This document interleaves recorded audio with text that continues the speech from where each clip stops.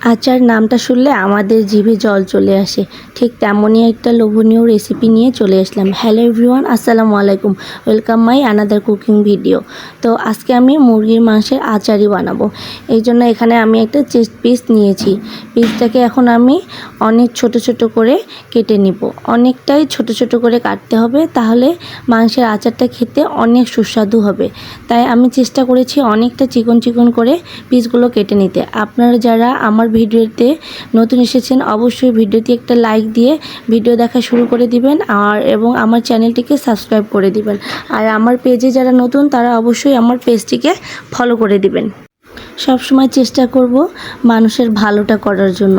ভালো সবসময় মানুষের চাইতে হবে, তাহলেই নিজের ভালোটা হবে। অন্যের ভালো চাইলেই মানুষের নিজের ভালোটা হয়ে থাকে।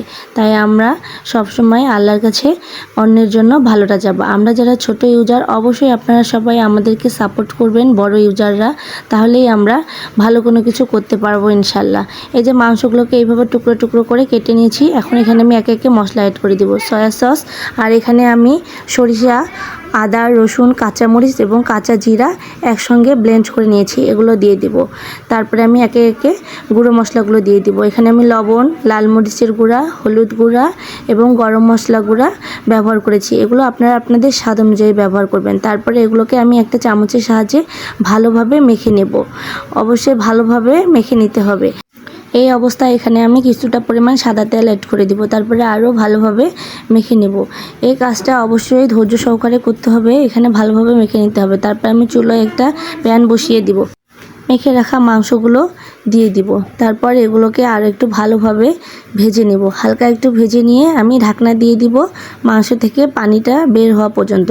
মাংসটা পানি থেকে বের হয়ে গেলে এভাবে আমি আরও ভালোভাবে এগুলোকে নেড়ে চেড়ে ভেজে নেব। আর এমতো অবস্থায় এখানে আমি ওই মশলা যে মেখে রেখেছিলাম বাটিটাতে মাংসটাকে, সেই বাটিটা ধুয়ে কিছুটা পরিমাণ পানি, হাফ কাপ পরিমাণ পানি আমি দিয়ে দিব মাংসটা সিদ্ধ হওয়া পর্যন্ত। তারপরে এগুলোকে দিয়ে একটু ভালোভাবে নেড়ে চেড়ে ঢেকে দেব। ঢেকে দিয়ে যখন পানিগুলো শুকিয়ে যাবে ঠিক তেমন অবস্থায় এগুলোকে আবারও আমি নেড়ে নেড়ে ভেজে নেব। তারপরে পানিটা একদম শুকিয়ে গেলে আমি মাংসগুলোকে তুলে নেব একটা বাটির মধ্যে। অবশ্যই ভাজার কাজটা আপনাদেরকে ধৈর্য সহকারে করতে হবে।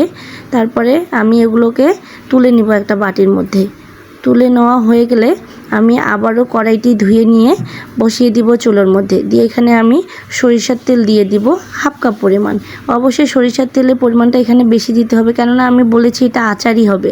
তারপরে সরিষার তেলের মধ্যে আমি হাফ চা চামচ পরিমাণ মরিচ গুঁড়ো দিব। এটা কালারটাকে ডিপ নিয়ে আসবে, এজন্য এই কাজটা অবশ্যই আপনারা স্কিপ করবেন না, অবশ্যই এই কাজটা করে থাকবেন। তেলের মধ্যে শুকনো মরিচটা দিয়ে দিবেন। তারপরে আমি এখানে অল্প পরিমাণে তেঁতুল পানিতে গলিয়ে রেখেছিলাম, এগুলো দিয়ে দিলাম। তো একে একে আমি এখানে সস ইউজ করব। এখানে আমি সস দিয়েছি 4 টেবিল চামচ। সস দিয়ে এগুলোকে আরও আমি ভালোভাবে নেড়ে নেব।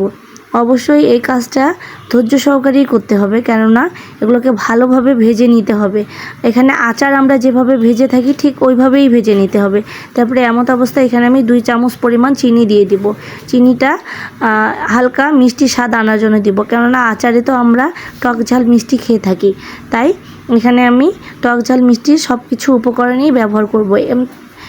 এখন আমি এখানে 1 টেবিল চামচ পরিমাণ লেবু দিয়ে দিব। লেবু দিয়ে এগুলোকে আরও ভালোভাবে ভেজে নিব। অবশ্যই অনেক ধৈর্য সহকারে ভাজতে হবে। আমি ভেজে নিচ্ছি। তারপরে আমি এখানে কিছুটা পরিমাণ পেঁয়াজ কুচি করে কেটে রেখেছি। হাফ কাপ পরিমাণ পেঁয়াজ কুচি দিয়েছি এবং 1 টেবিল চামচ পরিমাণ এখানে আমি কাঁচামরিচ কুচি কুচি করে কেটে রেখেছিলাম, এগুলো দিয়ে একটু ঢাকনা দিয়ে দিব যেন পেঁয়াজটা হালকা সিদ্ধ হয়ে যায়। যেহেতু আমরা এখানে সস এবং চিনি ইউজ করেছি, তাই অবশ্যই পাতিলের তলায় একটু হলেও লেগে যাবে। আপনারা বারবার নেড়ে নেড়ে ভেজে নেবেন, তাহলে আর পোড়া লাগবে না।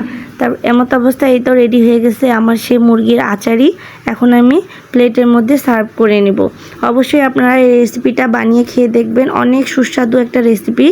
তো সবাই ভালো থাকবেন, সুস্থ থাকবেন, আমার জন্য দোয়া করবেন। আর আমার রেসিপিটি ভালো লাগলে অবশ্যই লাইক, কমেন্ট, শেয়ার দিয়ে যাবেন। আল্লাহ হাফেজ।